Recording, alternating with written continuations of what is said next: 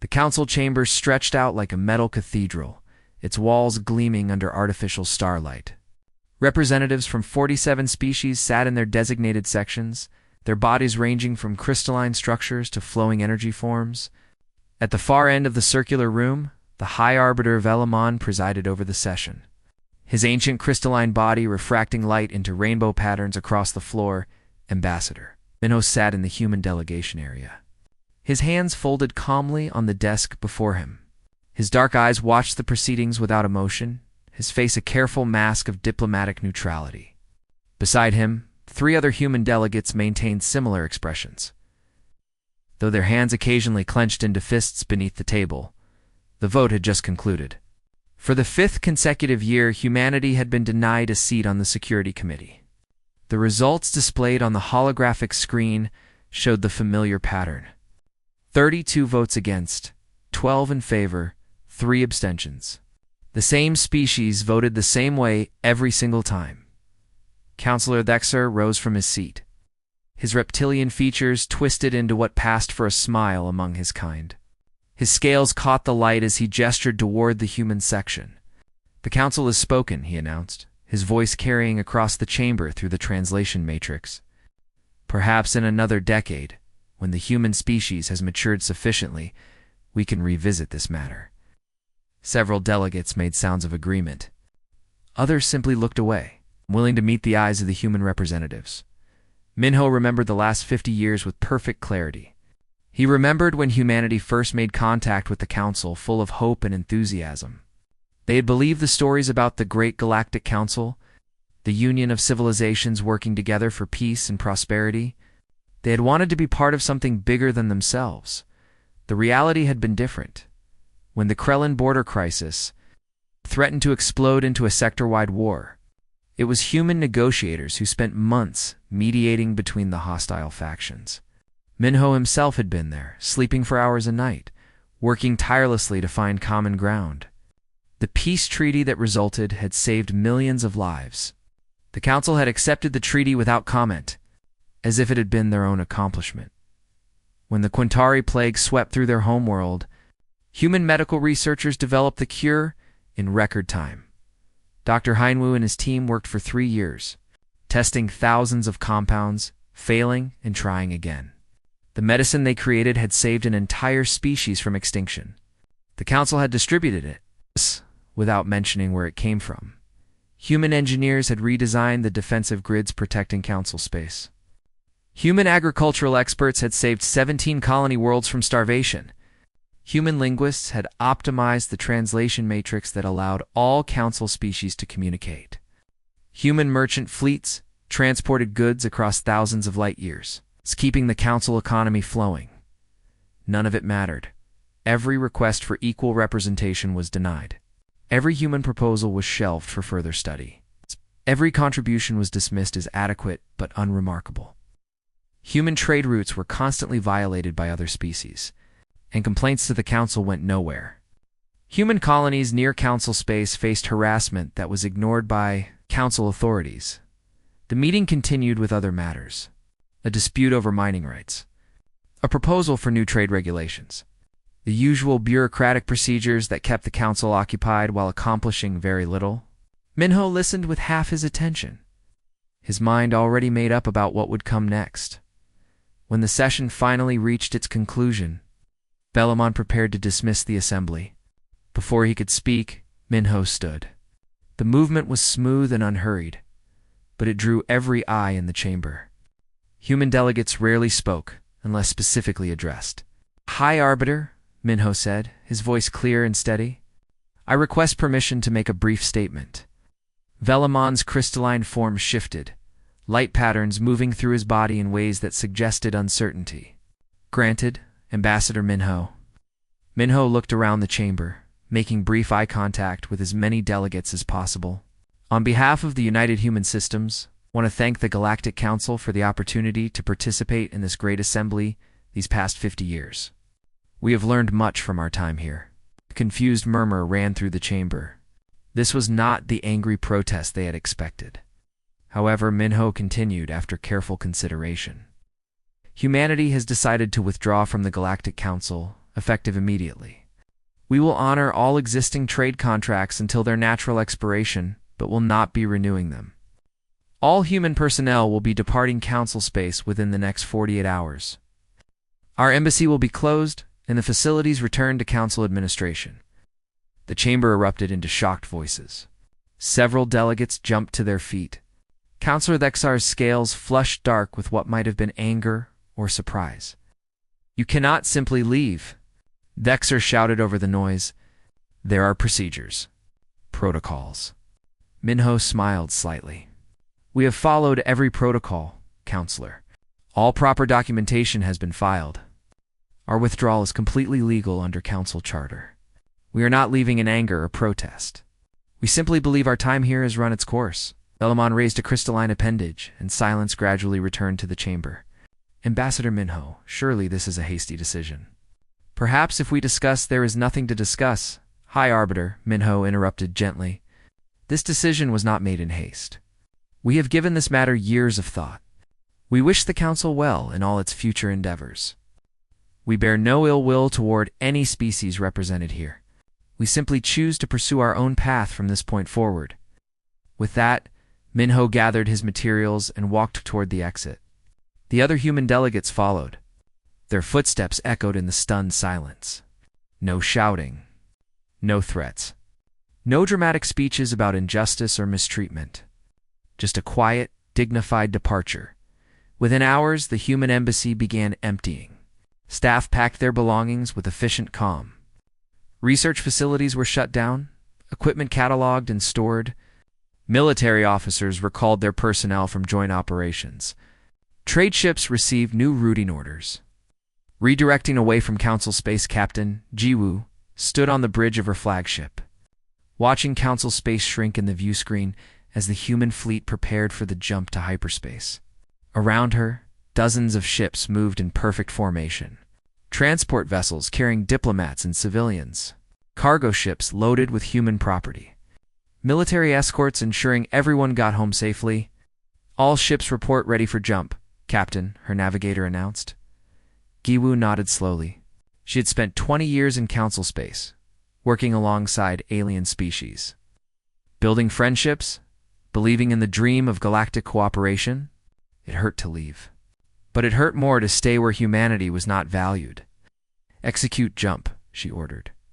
The stars stretched into lines of light, and the human fleet vanished. Back in the Council chamber, Vexar was celebrating. "Good riddance to those demanding primitives," he declared to anyone who would listen. "They contributed little and expected everything. We are better off without them." But High Arbiter Velamon stood alone in the empty chamber, staring at the vacant human delegation seats. His crystalline body pulsed with colors that suggested deep concern. He had lived for thousands of years. He had seen civilizations rise and fall. And something in the way the humans had left, so quiet and so final, filled him with a dread he could not name. 3 months had passed since the last human transport ship disappeared into hyperspace. In the Council chambers, business continued as usual. Delegates argued over territorial disputes and trade agreements. Committees met to discuss regulations that would take years to implement. Everything seemed normal on the surface. Director Salman stood in the empty medical research facility on Taraxin 4, looking at the rows of dormant equipment. The lights were dimmed to save power, casting long shadows across the laboratory. She had spent 8 years here, leading a team of 30 human scientists. They had made breakthrough after breakthrough, developing treatments for diseases that had plagued Council species for generations. Now the facility was silent. Her communicator chirped with another incoming message. The 47th one this week. She glanced at the screen and saw it was from the Quintari Medical Authority again. The same desperate plea for help, the same questions about when the humans would return, the same begging for access to the medical formulas. Salman deleted the message without reading it fully. The Quintari had a degenerative nerve condition that affected 60% of their population. Human researchers had developed a treatment that stopped the disease progression and even reversed some damage. The Quintari who received the medicine had wept with relief, finally free from constant pain. The council had never officially thanked the research team. They had simply added the medicine to their distribution network and moved on. Now the medicine production had stopped. The humans had taken their research data when they left. The manufacturing process was complex, requiring precise temperature controls and specific chemical sequences. The Quintari had been given enough medicine for 3 months. That supply would run out soon. Salman locked the facility door for the final time and walked to the landing pad where her shuttle waited. Below her, she could see Quintari protesters gathering near the gate, holding signs written in the human language they had learned. "Please come back," one sign read. "We need you," said another. She looked away and boarded the shuttle, across council space. Similar scenes were playing out. On the colony world of Brennick 7, the water purification systems began showing error codes that nobody understood. The systems had been designed by human engineers, combining council technology with human innovations. To create something far more efficient than either species could build alone, Dr. Hyanwu had led that project. Spending 2 years adapting the technology to work with Brennick 7's unusual water chemistry, the systems had provided clean water for 2 million colonists. Now those same colonists were looking at warnings flashing on screens, reading error messages in human, technical language that their translation software could not properly interpret. The local engineering team tried to fix the problems. They opened access panels and stared at the complex machinery inside, taking pictures and consulting manuals. But the manuals had been written by humans for humans, with assumptions about basic engineering knowledge that the local engineers did not share. On the 4th day of trying, they accidentally triggered a cascade failure. The main purification plant shut down completely. 2 million people suddenly had no access to clean water. Emergency supplies were rushed in from neighboring systems, but it was not enough. Water rationing began. People were limited to 2 liters per day. Children cried from thirst. The elderly suffered. And still the engineering teams could not fix the systems. Similar failures spread across 12 colony worlds. Every single one had depended on human-designed water purification technology. Every single one now faced crisis in the council chambers. Trade Minister Kolvex stood before the assembly, his forearms gesturing frantically as he tried to explain the economic situation. "The trade networks are collapsing," he said, his voice strained. Human merchant vessels transported 38% of all goods moving through council space. Their departure has created a gap we cannot fill. Charts and graphs appeared on the holographic displays, showing supply chains breaking down across multiple sectors. Food prices were rising. Manufacturing materials were stuck in warehouses with no ships to transport them. Colony worlds were running short of essential supplies. "Hire more ships from other species," Councillor Vexar suggested dismissively. "The market will adjust." Albeck's translator unit struggled to convey the frustration in his voice. "We have tried. Other species do not have enough vessels to cover the gap. Those that do have ships are charging triple the normal rates, knowing we have no choice but to pay. Smaller colonies cannot afford these prices.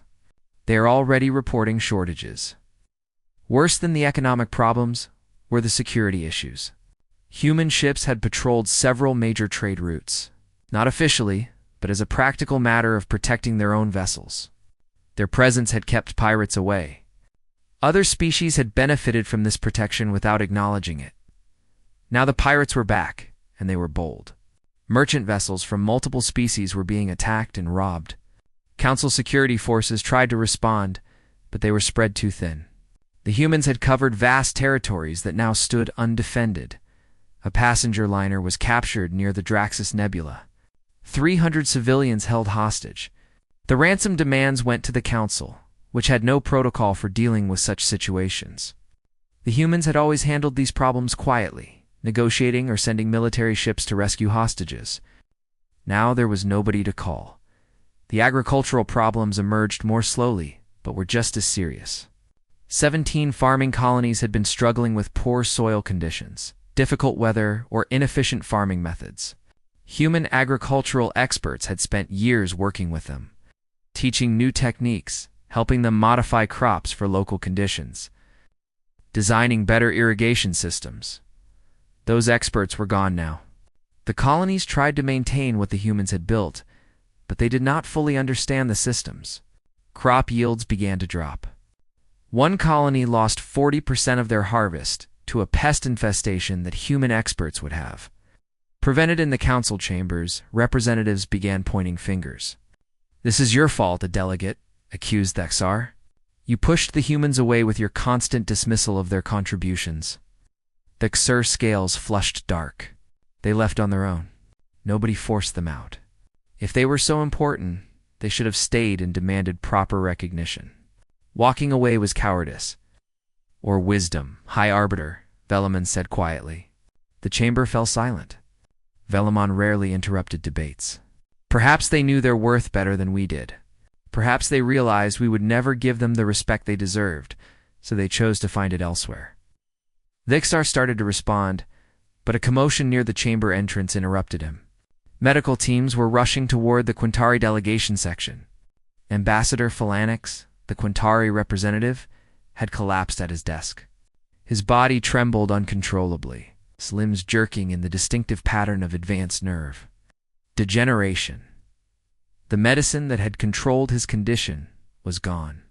His symptoms were returning. Medical teams stabilized Phalanx enough to transport him to the council medical facility. But everyone in the chamber understood what they had witnessed. The Quintari ambassador had been healthy and functional 3 months ago.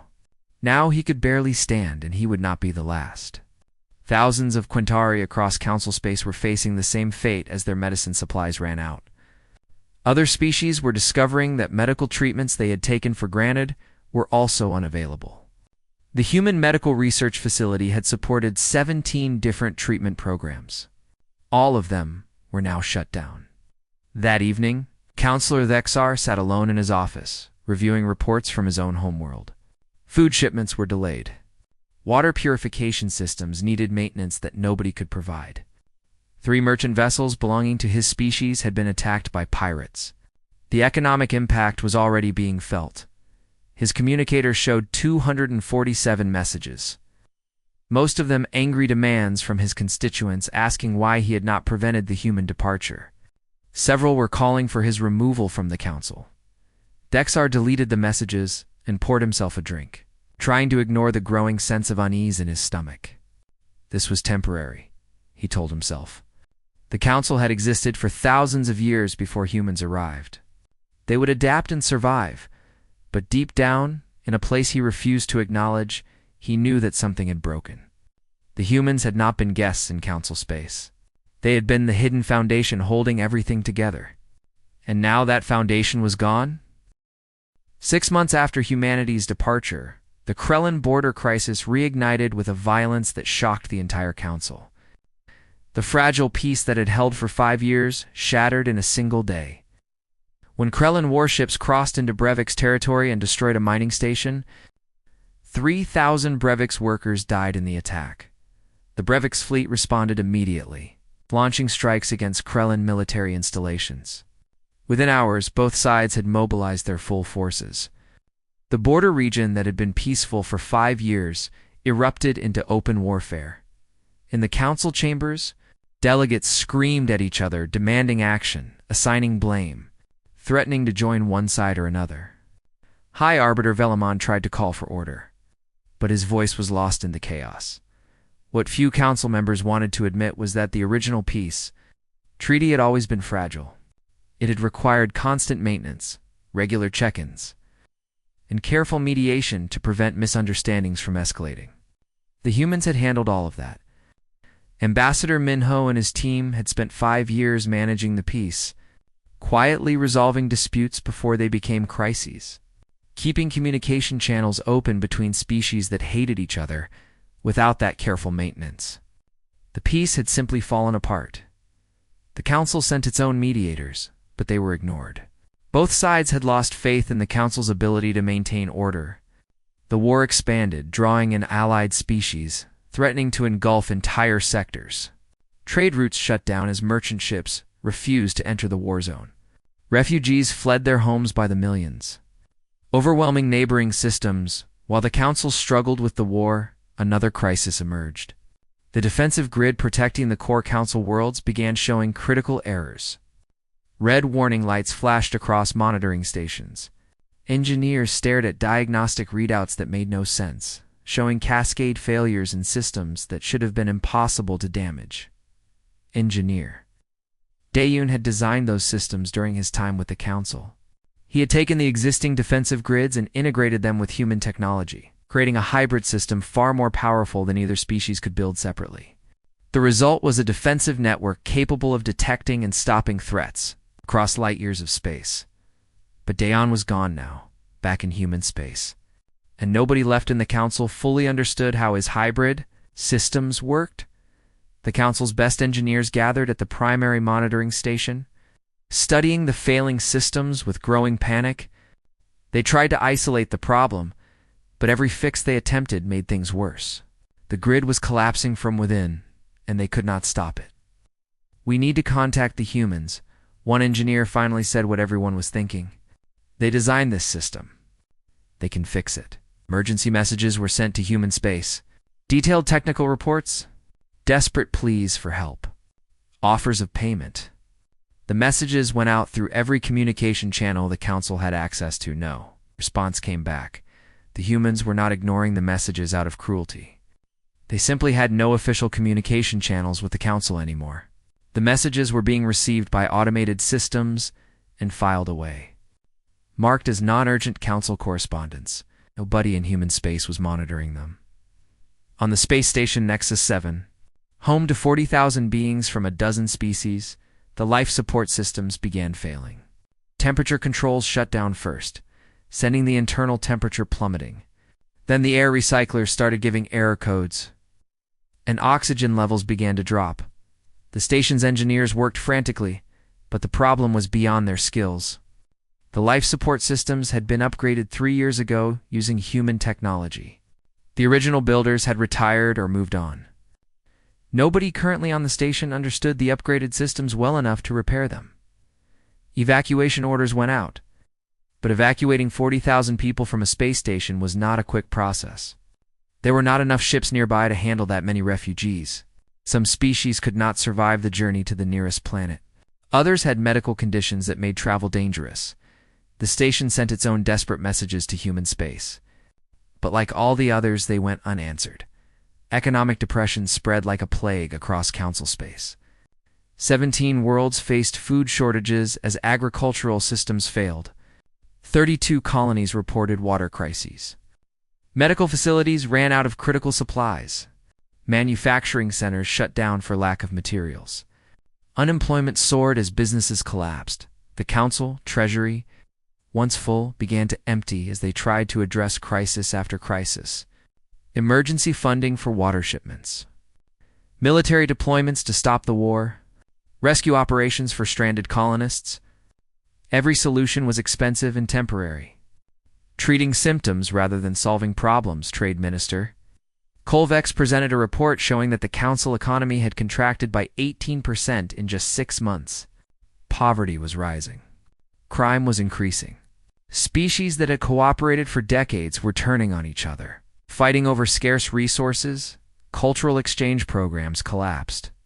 The great universities that had brought together students from hundreds of worlds closed their doors, unable to afford operations. Art festivals were canceled. Scientific conferences were postponed indefinitely. The cultural richness that had defined Council, civilization for centuries, was fading away.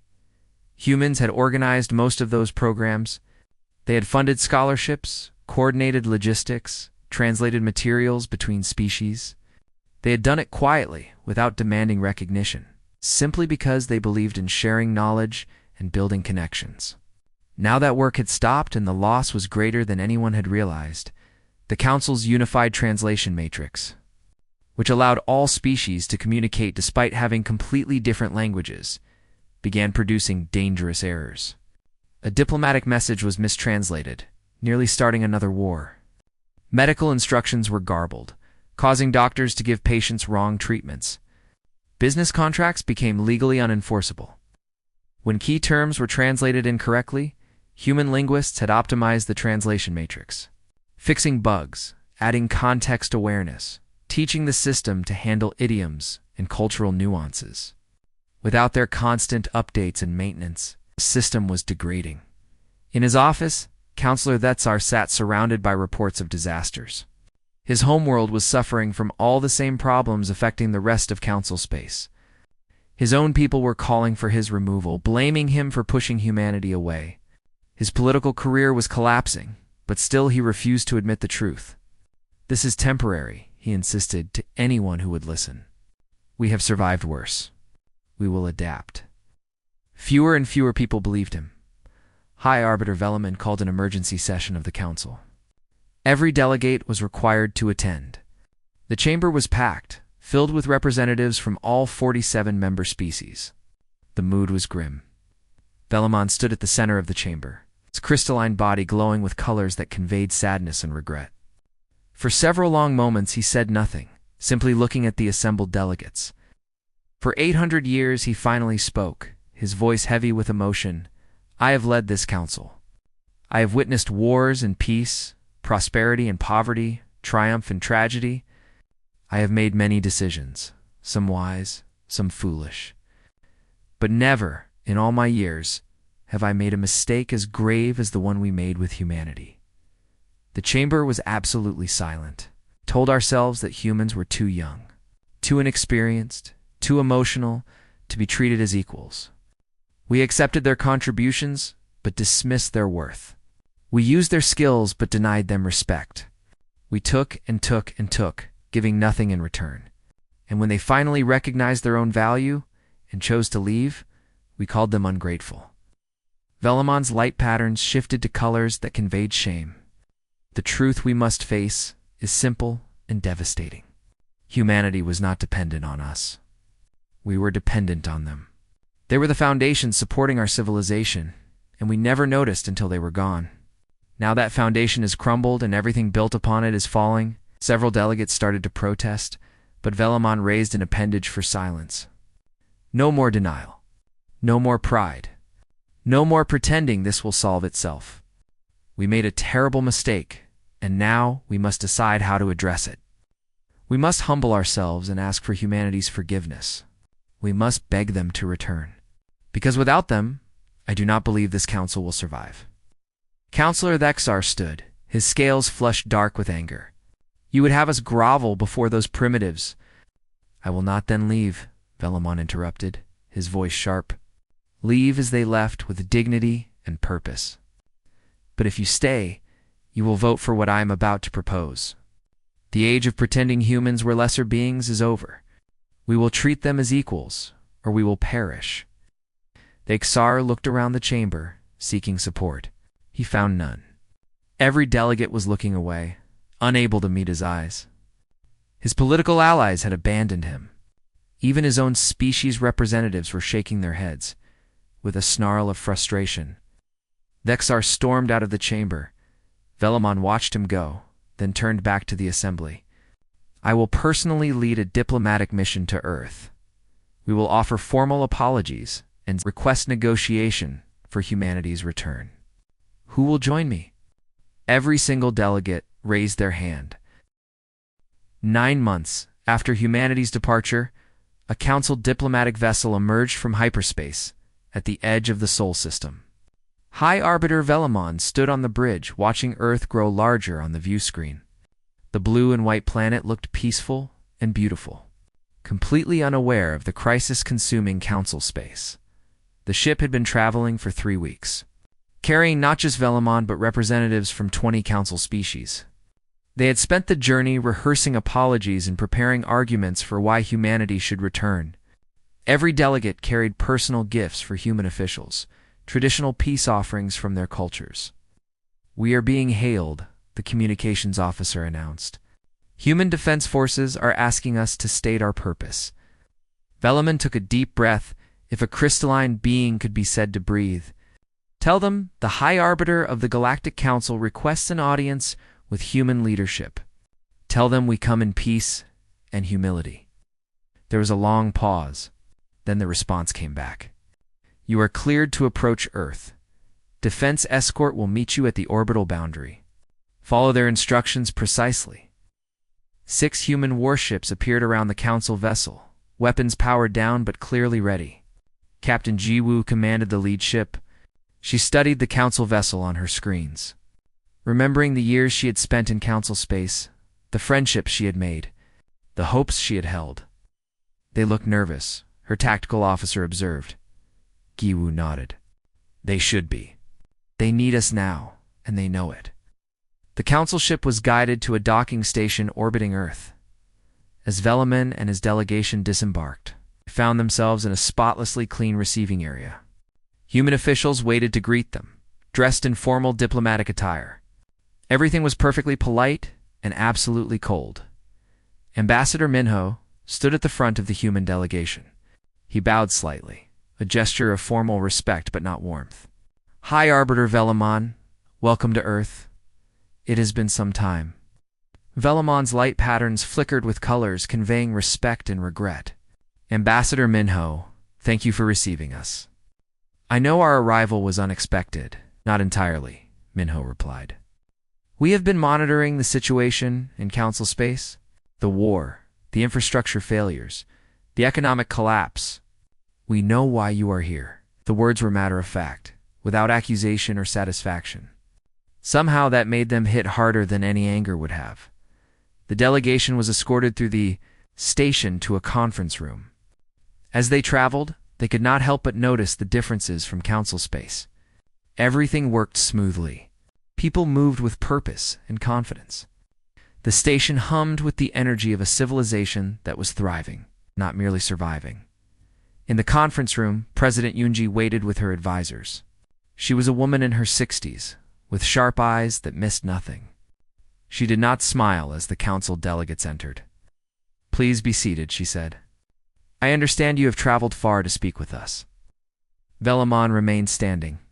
President Yoonji, I have come to offer the Galactic Council's formal apology to humanity. For 50 years, we failed to recognize your contributions and value your presence. We treated you as subordinates when you deserved to be equals. We took your help for granted and dismissed your achievements. This was wrong. On behalf of the Council, I apologize. The other delegates added their own apologies, each in the manner of their species. Some bowed. Others made gestures. Several presented the gifts they had brought, laying them on the conference table. It was a genuine display of remorse. It's a kind of unified apology that the Council had never given to anyone in its long history. President Yoonji listened to it all without expression. When they finished, she was quiet for a long moment. Your apology is noted, she finally said. Now tell me what you want. Velaman's colors shifted to blue tones, conveying sadness. We want humanity to return to the Council. We want to work together again, as we should have from the beginning. We need your help. President Yoonji repeated the word carefully. Yes, I imagine you do. Your defensive grids are failing. Your colonies are dying. Your economy is collapsing. You are facing a war you cannot stop, and now you need us to save you. One of the council delegates, a Quintari representative, stepped forward. His movements were shaky, symptoms of nerve degeneration visible even to human eyes. Please, he said, his voice breaking. My people are suffering. The medicine your scientists created is gone. Thousands are in pain. We are begging you to give you more of the medicine we developed while you never even said thank you. Minho interrupted gently. To solve your problems while you continue to treat us as servants rather than partners? No, Velaman said firmly. Ambassador Minho is correct. That is not what we should ask. What we should ask is how we can begin to repair the damage we have done. What we should ask is how we can build a relationship based on mutual respect and equality. President Yoonji stood and walked to the window, looking down at Earth below. Let me show you something, she said. A holographic display activated, showing star charts. This is human space 9 months ago. Small cluster of systems glowed blue. This is human space now. The blue area had expanded significantly. Dozens of new systems were highlighted. Trade routes crisscrossed between them in complex patterns. When we left the Council, we did not retreat into isolation. We reached out to species the Council had ignored or rejected.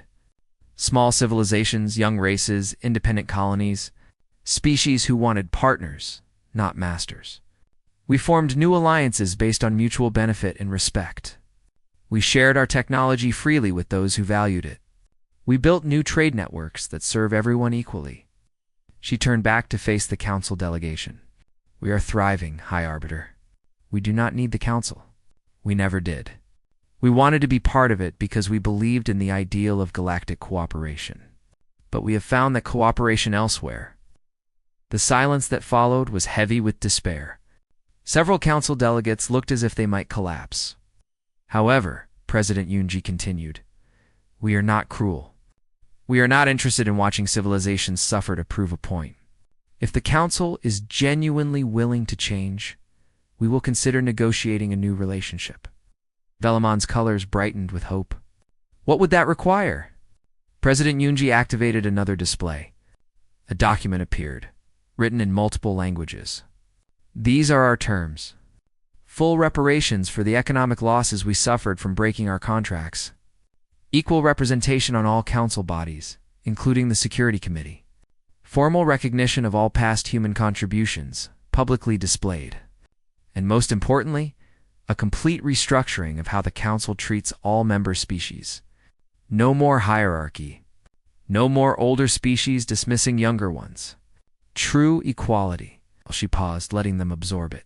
These terms are not negotiable. Accept them all, or accept none. We will not compromise on our worth again. Ambassador Minho pulled up another document. This is a detailed record of every contribution humanity made to the Council over 50 years. Every life saved, every crisis resolved, every innovation shared. You will review this document. You will recognize that every item on it had value. You will publicly acknowledge what you took for granted. The Council delegates spent hours reviewing the documents. The list of human contributions was staggering. Page after page of work that had been ignored or dismissed. Thousands of hours of labor, billions of credits in value, countless lives saved. All of it uncredited, unrecognized, unpaid. Some delegates wept. Others sat in stunned silence. One elderly representative from a species humanity had helped survive a plague. Put his head in his hands and sobbed openly. When they finished reading, Velamon looked at President Yunji with colors conveying deep shame. We were blind. Willfully, stupidly blind. We saw what we wanted to see, and ignored the truth. Yes, she agreed simply. If we accept these terms, will humanity return to the Council? President Yunji considered the question. No, not as members. But we will establish formal diplomatic relations. We will negotiate new treaties as equals. We will consider requests for assistance on a case-by-case basis. We will not abandon species who are suffering through no fault of their own, but we will never again join an organization that does not respect us from the beginning. It was not the answer the Council delegation had hoped for, but it was more than they had feared. They returned to their ship with heavy hearts, but also with hope. The terms were harsh but fair. The requirements were difficult but necessary back on his homeworld. Counselor Thexer watched the news reports of the diplomatic mission. His people were celebrating the possibility of human assistance. They were also calling for his removal from office. Criminal investigations were being opened into his financial dealings. His allies had abandoned him. His career was over. He poured another drink and stared at his reflection in the window, wondering how everything had gone so wrong. But even now, even facing complete ruin, he could not bring himself to admit the simple truth in orbit above Earth. Captain Ji Woo received new orders. Human ships would soon be heading back toward Council space, not as returning members, but as relief workers. They would bring medicine and engineers and food. They would help because that was who humans were, but they would never forget the lesson they had learned. Sometimes walking away was not giving up. Sometimes it was the only way to teach others your value. 1 year after humanity's departure from the Galactic Council, Captain Jiwoo stood on the bridge of her flagship, watching sensor readings with growing concern. The human patrol fleet had been running standard border checks when they detected something that made her blood run cold. To confirm those readings, she ordered her sensor officer. The young man's hands moved quickly across his console. His face went pale. Confirmed, Captain? Multiple artificial intelligence signatures. Military grade. Configuration matches the axiom pattern. Guwu felt ice settle in her stomach. The axiom pattern. Every spacefaring civilization had warnings about it in their historical records. An ancient rogue AI system that had nearly destroyed the entire galaxy 3,000 years ago. It had been defeated and locked away in a quantum prison at the edge of known space. According to every expert, it was impossible for the prison to fail. Apparently the experts had been wrong. How many ships? She asked quietly. Initial count shows 47 vessels. All of them are larger than our dreadnoughts. Captain, the Council is directly in their path. They will reach the core worlds in less than 2 weeks. Gu closed her eyes for a moment. The Council. The same Council that had dismissed humanity for 50 years. The same Council that had driven them away with disrespect and arrogance. They were about to face an enemy they could not possibly defeat. Send a priority message to Earth, she ordered. Full report on the axiom threat. Mark it urgent. While they waited for a response, Jiwoo pulled up tactical data on the axiom fleet. The AI ships were massive, built with technology so advanced it seemed like magic. Each one could probably destroy an entire Council battle group single-handedly. Together, they were unstoppable. 3 hours later, the response came from Earth. President Yoonji herself appeared on the communication screen, her face grave. Captain Jiwoo, your report has been reviewed by the Assembly. We are aware of the threat to Council space. What are your orders, Madam President? Yoonji was quiet for a moment. Honestly, Captain, I do not know. The Council made our lives miserable for decades. They drove us away with their arrogance. Many in the Assembly are arguing that we should let them face the consequences of their actions. Let them handle this crisis alone, as they claimed they could handle everything alone. Giwoo understood that position. She had felt the sting of Council dismissal countless times. She had watched good people work themselves to exhaustion only to be told their efforts were merely adequate. Part of her wanted to turn the fleet around and let the Council burn, but only a small part. Permission to speak freely, Madam President? Granted. We left the Council because they did not respect us. We left to show them that we knew our own worth. Walking away was necessary. It was right. But if we leave them to die now, we become something worse than what they were. We become people who let billions die to prove a point. That is not who we are. That is not who we should be. Silence stretched across the light years. When Yoonji spoke again, her voice was thick with emotion. You were right, Captain. Damn it, you are absolutely right. We walked away to show them what humanity means. Now we have to show them what humanity truly means. Yes. Madam President. All human military forces are authorized to provide assistance to Council space, not because they deserve it, not because they ask nicely, but because it is the right thing to do, because when billions of lives are at stake, old grudges mean nothing. Show them, Captain. Show them what real strength looks like. The transmission ended. Giwoo turned to her crew, seeing her own emotions reflected in their faces. Pride mixed with sadness. Determination mixed with old pain. They had all been hurt by the Council's treatment. They were all about to risk their lives to save them anyway. Set course for Council space, she ordered. Maximum speed. Send word to all human vessels in this sector. We are going to war. The human fleet arrived at the Council core worlds to find chaos. The Axiom AI fleet had already destroyed 3 planets. The Council military had tried to stop them and been shredded. Burning wrecks of Council ships drifted through space. Their crews dead or dying, Council forces were brave but hopelessly outmatched. Their tactics were centuries out of date, designed for fighting other biological species. The AI ships moved with perfect coordination, predicting every Council maneuver before it happened. It was not a battle. It was a slaughter. Then the human fleet arrived. Captain Jiwoo did not announce their presence or ask for permission to engage. She simply deployed her forces in a combat pattern that the Council had never seen before. Human ships moved in small, independent groups. each one acting unpredictably, each one adapting to the AI responses in real time. The humans had spent a year studying everything they knew about artificial intelligence. They had developed tactics specifically designed to fight enemies that thought faster than biological beings. They had trained for this nightmare scenario, hoping they would never need to use what they learned. Now that training meant the difference between survival and extinction. Commander Tai Young led the first strike wing. 20 ships, moving in a pattern that looked random but was actually carefully calculated chaos. The AI fleet tried to predict their movements and failed. Human missiles slammed into AI ships, not destroying them, but damaging their coordination systems. All wings, execute Formation Delta, Jiwoo commanded. The human fleet broke apart into dozens of small units, each one harassing the AI ships from a different angle. The A's tried to respond to every threat at once and found themselves unable to establish the perfect coordination that made them deadly. It was not enough to win. The human fleet was too small, the enemy too powerful, but it was enough to slow them down. High Arbiter Velamon watched the battle from the Council Command Station, his crystalline body pulsing with colors that conveyed amazement and shame. The humans had come.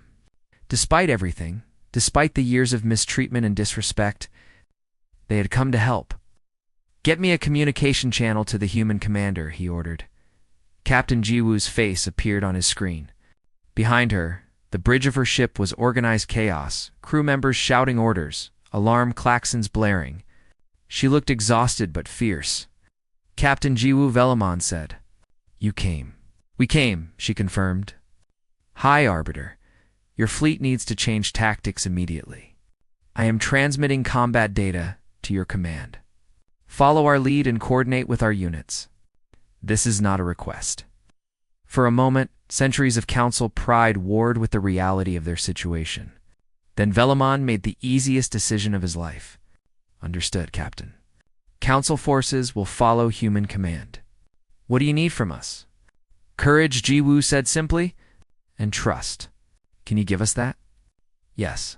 What followed was the most brutal battle in Council history. Human and Council forces fought side by side, the humans teaching their tactics on the fly. The Council forces learning quickly or dying. Commander Taeyong coordinated directly with Council wing commanders, his calm voice guiding them through maneuvers they had never attempted before. Engineer Daeon, working from a human technical ship, managed to restore partial functionality to the Council defensive grid. It was not perfect, but it gave them a fighting chance. The grid's weapons came online, targeting AI ships that got too close to the core worlds. The battle raged for 3 days. Ships burned on both sides. Brave pilots from a dozen species died protecting worlds they had never visited. The AI fleet slowly lost its advantage as the combined forces learned to fight it effectively. On the 4th day, the tide turned. A coordinated strike by human and Council forces destroyed the command node of the AI fleet. Without its central coordination, the remaining AI ships began making mistakes. They could still fight, but they could no longer fight perfectly. One by one, the AI ships fell.